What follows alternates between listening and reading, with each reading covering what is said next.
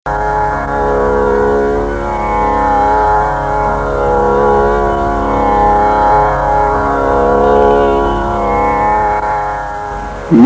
समीप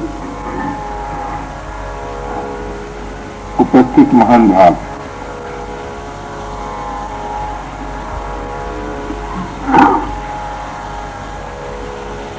सच बात तो यह है कि जब तक साधक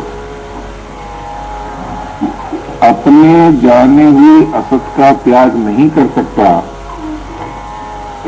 तब तक न तो सत का ही संग हो सकता है और न साधन की भी अभिव्यक्ति हो पाती है। तो होता क्या है कि ऊपर से साधन सीख कर साधन का एक स्वांग करते रहते हैं। सच मानिए, साधन उसका नाम नहीं है कि जिसको आपने बाहर से भरा है। साधन का असली अर्थ ही यह है कि जिसकी अभिव्यक्ति साधक में से हो और वो साधन साधक को साधन तत्व से अभिन्न करने में समर्थ हो जाए। इसका नाम है साधन निर्माण। और ये साधन निर्माण सत्संग के बिना किसी प्रकार हो नहीं सकता। आप लोग सोचते होंगे कि हम ग्रंथों से, संतों से बहुत सी बातें सीख लेंगे, रिकॉर्ड कर लेंगे, छपवा देंगे और हम साधननिष्ठ हो जाएंगे। मुझे इसमें हमेशा संदेह रहता है। साधननिष्ठ तो नहीं हो जाएंगे, पर साधन के संग्रही अवश्य हो जाएंगे और दूसरों की दृष्टि में इतने समझदार बन जाएंगे, इतने बुद्धिमान कहलाएंगे कि दूसरे लोग ये समझेंगे कि ये बहुत कुछ जानते हैं। किंतु साधन का जो रहस्य है उससे विमुख रहेंगे। इसलिए भाई, साधक के जीवन का मौलिक प्रश्न यह है कि हम और आप अपने जाने हुए असत का त्याग करें। आप विचार कीजिए और गंभीरता से विचार कीजिए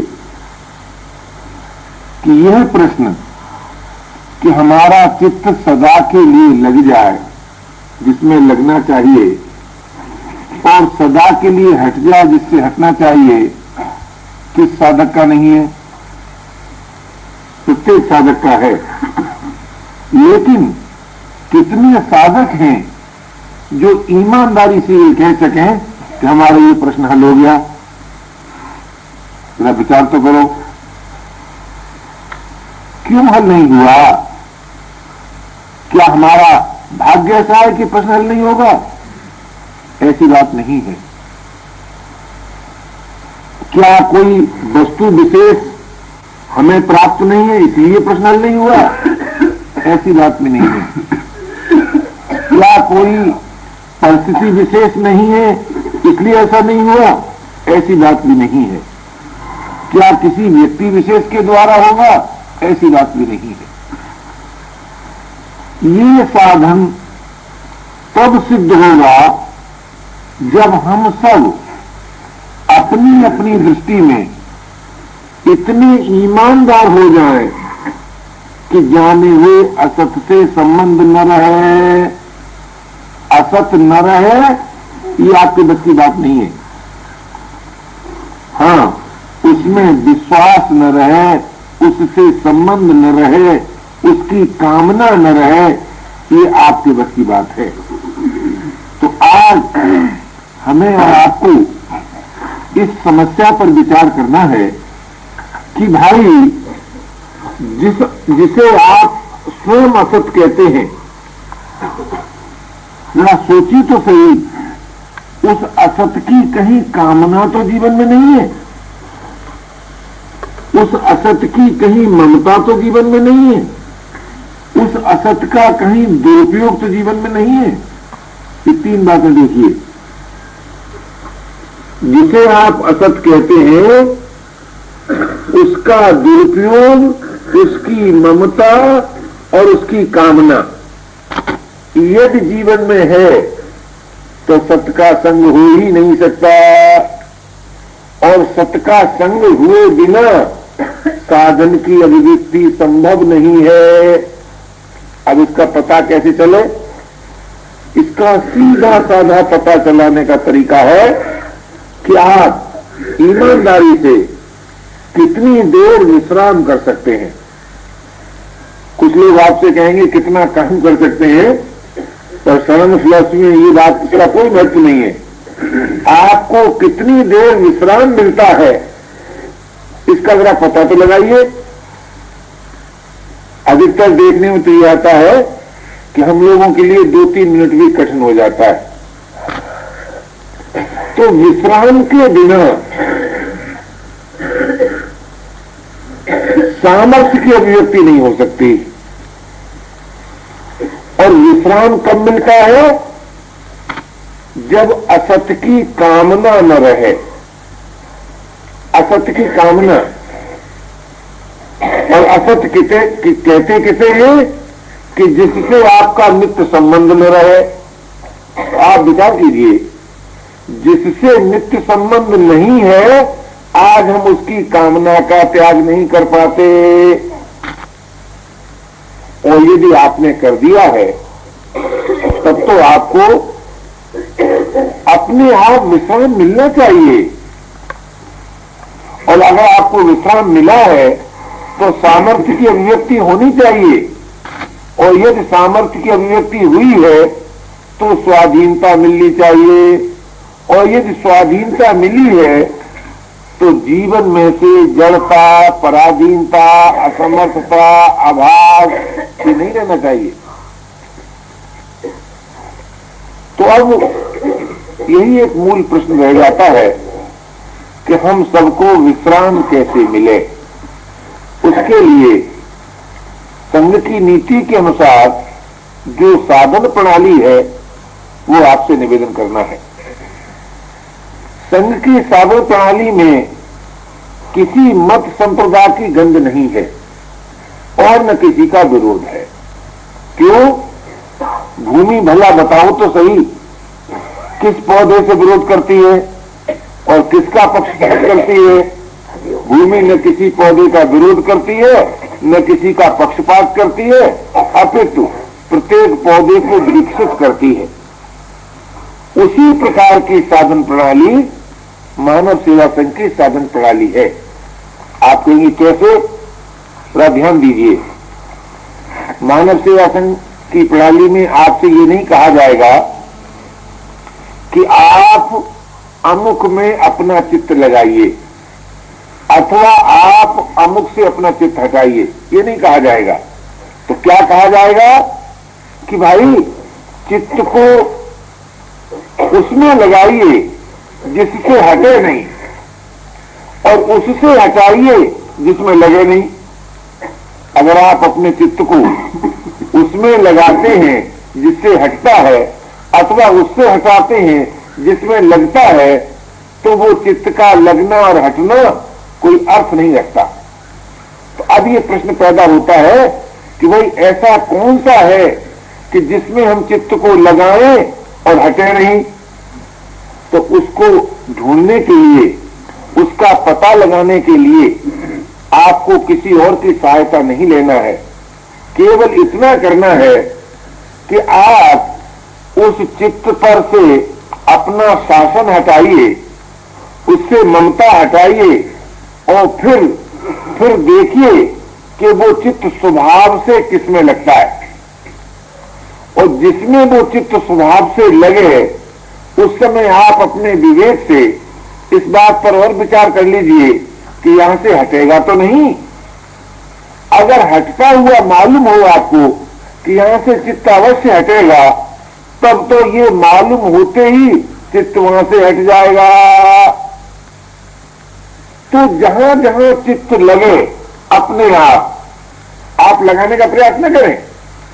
जहां जहां चित्त अपने आप लगे वहां वहां अपने ज्ञान से देखें कि यहां से चित्त हटेगा तो नहीं। ये तो देखिए ना, इसमें तो कोई कठिनाई नहीं है। कोई बालक खेल रहा हो और कोई उसको दूर से देख रहा हो, तो बालक के खेलने का श्रम उस देखने वाले पर तो कुछ नहीं होता। तो चित्त जब अपने आप किसी में लगे, तब आप देखिए कि ये जहां लगा है वहां से हटेगा तो नहीं, और जहां से हटे फिर देखिए कि फिर लगेगा तो नहीं।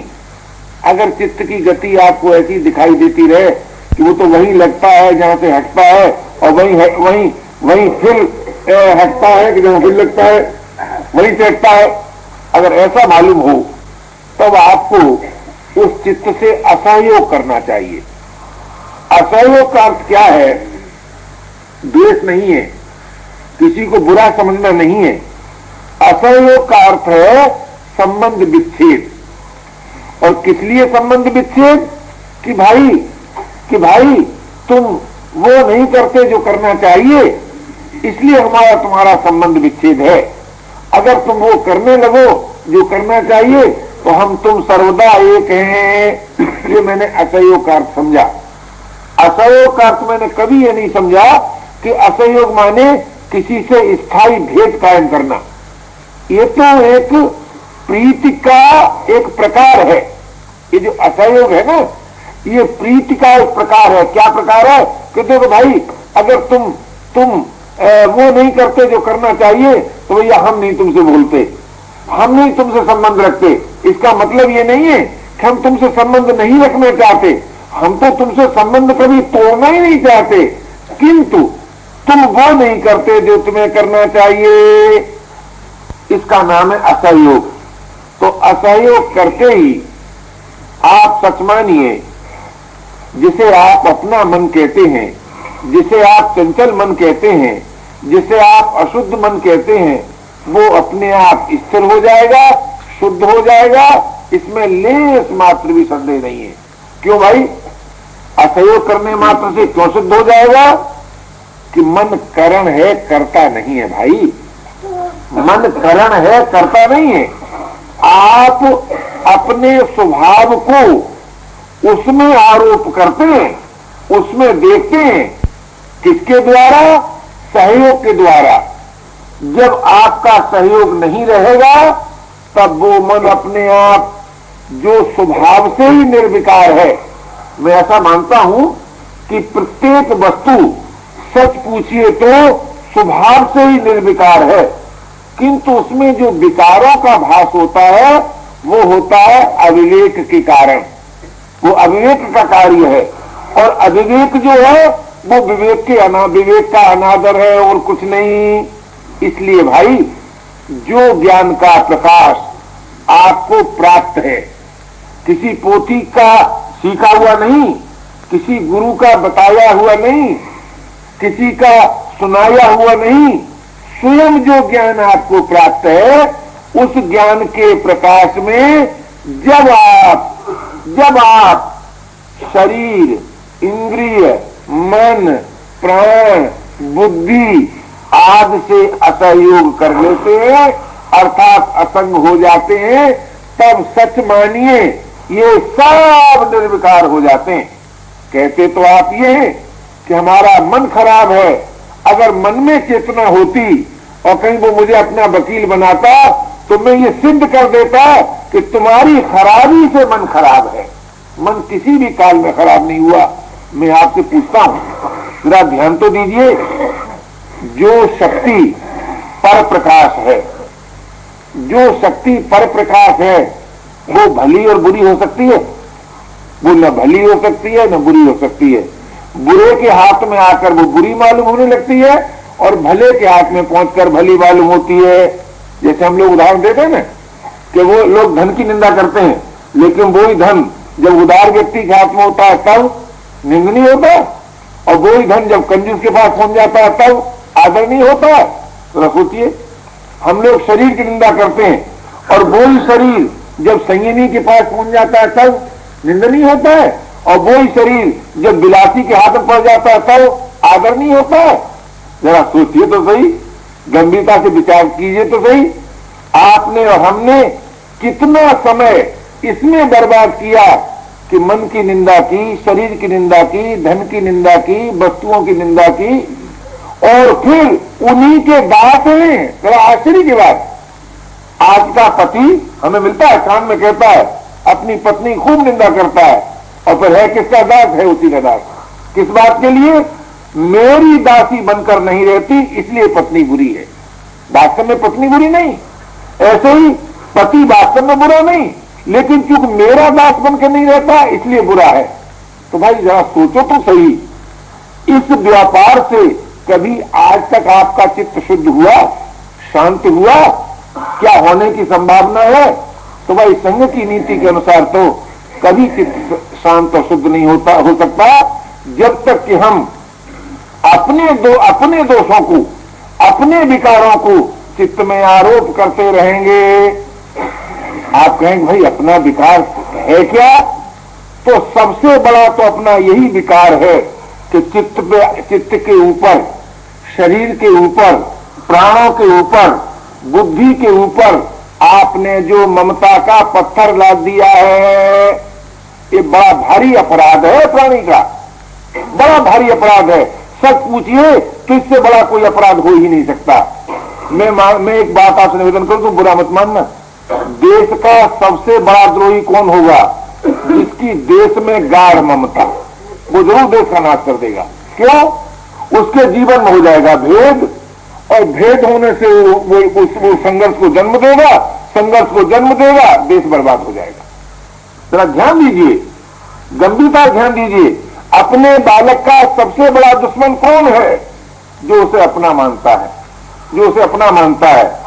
अपने वर्ग का सबसे बड़ा दुश्मन कौन है? जो ये कहता है ये मेरा वर्ग, मेरा वर्ग। समझो सर्वनाश हुआ उस वर्ग का, सर्वनाश हुआ। तो कहने का मेरा तात्पर्य है कि ये हमारा आपका जाना हुआ असत है कि जिसमें हमारी ममता हो जाती है वो दूषित हो जाता है, और जिसमें हमारी ममता नहीं रहती वो शुद्ध हो जाता है। क्या आज हम इस अपने जाने हुए असत का त्याग करने के लिए राजी हैं? यदि राजी हैं तो सच मानिए कि जिस प्रकार सूर्य का उदय और अंधकार की निवृत्ति और प्रकाश की प्राप्ति युगपद है, उसी प्रकार असत का त्याग, सत का संग, साधन की अभिव्यक्ति और सिद्धि युगपद है। किंतु दुख की बात तो यह है कि जितनी योग्यता हमारे पास है वो दूसरों के समझाने के लिए है, अपने समझने के लिए नहीं है। और जब तक ये दोष रहेगा महाराज, जो किसी का भी गुरु बनेगा वो अपना गुरु नहीं बन सकता, और जो अपना गुरु नहीं बन सकता वो जगत का गुरु नहीं बन सकता। आप सच मानिए। इसीलिए तो जो व्यक्तियों के गुरु हैं, उन शिष्यों ने ही अपने गुरुओं की सबसे बड़ी निंदा की। आज अगर आप विचार करके देखें, मैं आलोचना की दृष्टि से सोचूं तो मुझको साफ ये दिखाई देता है कि इस्लाम की निंदा, मोहम्मद की निंदा जितनी मुसलमानों के द्वारा हुई उतनी हिंदुओं के द्वारा नहीं हुई, और महाराज हिंदू धर्म की निंदा जितनी हिंदुओं के द्वारा हुई मुसलमानों के द्वारा नहीं हुई। बुद्ध धर्म की निंदा जितनी बुद्धिस्टों के द्वारा हुई उनके द्वारा नहीं हुई जो बुद्धिस्ट नहीं है। ईसाई धर्म की निंदा उन ईसाइयों के द्वारा जितनी हुई उतनी उनके द्वारा नहीं हुई जो ईसाई नहीं है। क्या कारण है? और कोई कारण नहीं भाई मेरे, ये हमारी आपकी जो ममता का पत्थर है, इस ममता का पत्थर गुरु में लगाए दो तो गुरु की निंदा, संप्रदाय में लगाए दो तो संप्रदाय की निंदा, देश में लगाए दो तो देश की निंदा, वर्ग में लगाए दो तो वर्ग की निंदा, और शरीर, इंद्रिय, प्राण, मन, बुद्धि में लगाए दो तो ये निंदनीय हो जाए। इसलिए भाई बड़ी ही धीरज के साथ, बड़ी ही गंभीरता और विचार के साथ आज हमें और आपको इस समस्या पर विचार करना है, और ये विचार करना है कि जिसको हम शुद्ध नहीं रख सकते, जिसका हम सदुपयोग नहीं कर सकते उससे हमें ममता करने का क्या अधिकार है? सीधी बात। जिसका सदुपयोग नहीं कर सकते, जिसको शुद्ध नहीं रख सकते, उसकी ममता करने का कोई अधिकार नहीं है और उसके संग्रह करने का कोई अधिकार नहीं है। अगर ये बात हम और आप मान लेते हैं तो सच मानिए। आप जानते हैं प्रकृति का मंगलमय विधान क्या है? प्रकृति का मंगलमय विधान यह है कि जिसको विश्राम प्राप्त होता है, जिसको शांत प्राप्त होती है, उसके पास सामर्थ्य बिना बुलाई आती है, बिना बुलाई आती है। और शांत क्या संग्रह से मिलती है? शांत क्या ममता से मिलती है? शांत क्या सुख दुख के भोग से मिलती है? कदापि नहीं, कदापि नहीं।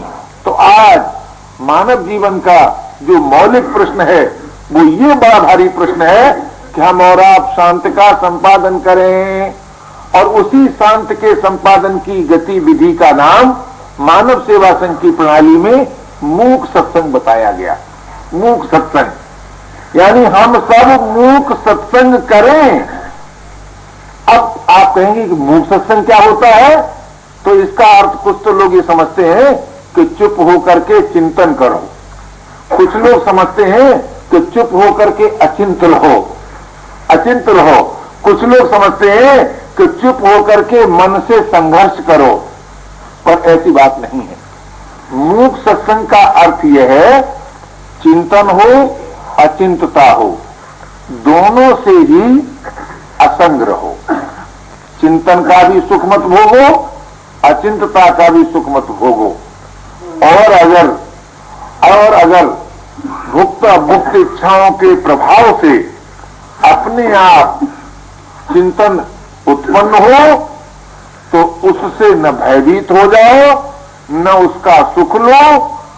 जब आप उत्पन्न हुए चिंतन से भयभीत नहीं होंगे, उसका सुख नहीं लेंगे, तब चिंतन से तदात्मता नहीं रहेगी।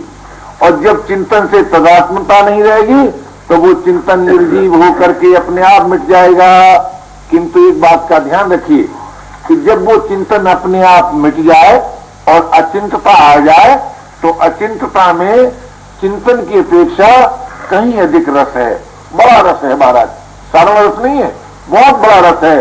पर आप उस रस के भोगी मत बनिए, अचिंतता के रस के भोगी मत बनिए। अर्थात योग का भोग मत कीजिए।